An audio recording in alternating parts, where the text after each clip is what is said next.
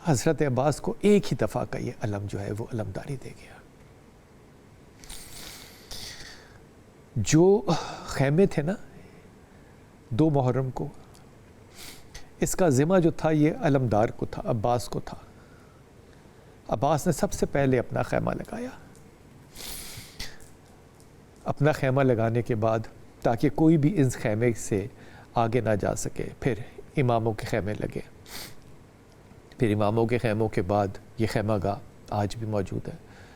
پھر بیویوں کے لگے اور بچوں کے لگے خیمے، آخر میں بیویوں کے لگے. اور جب بیویوں کے خیمے عباس لگا رہا تھا،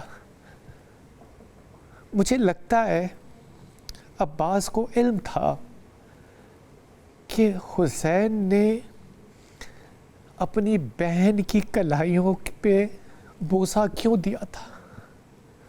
اسے علم تھا یہ سیدانیوں کے ہاتھ جو ہیں یہ رسیوں میں باندھے جائیں گے.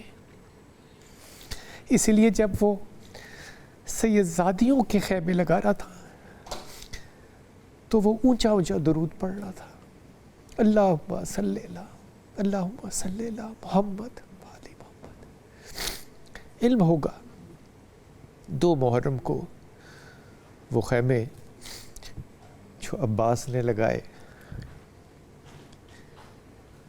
10 محرم کو مسلمانوں نے ان خیموں کو آگ لگا دی.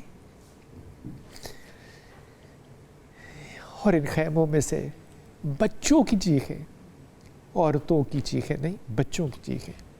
آگ لگی ہو تو کتنی گہما گہمی ہوتی ہے، لیکن اس ساری گہما گہمی میں تاریخ گواہ ہے ایک بھی عورت کی آواز خیمے سے باہر نہیں آئی.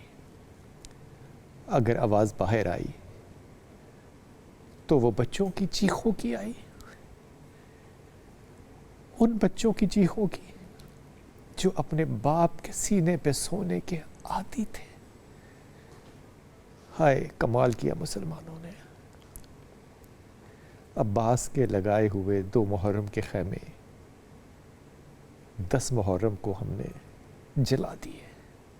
حرمت کا ذکر کرتا ہوں نا میں، جب اللہ کو حرمت کتنی پسند ہے.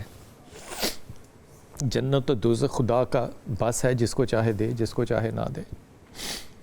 لیکن کس کو دینا چاہتا ہے؟ اعمال پہ، آپ کی نمازوں پہ، آپ کے روزوں پہ، آپ کے لباس پہ. ہائے ہائے ہائے ہائے. اللہ کس طرح جنت کو بانٹنا چاہتا ہے. محبت اہل بیت اسی لیے ہے نا کہ اللہ ہمیں جنت دے، کیونکہ ہم نے ملنا ہے نا جا کے ان سے حوض کوثر پہ.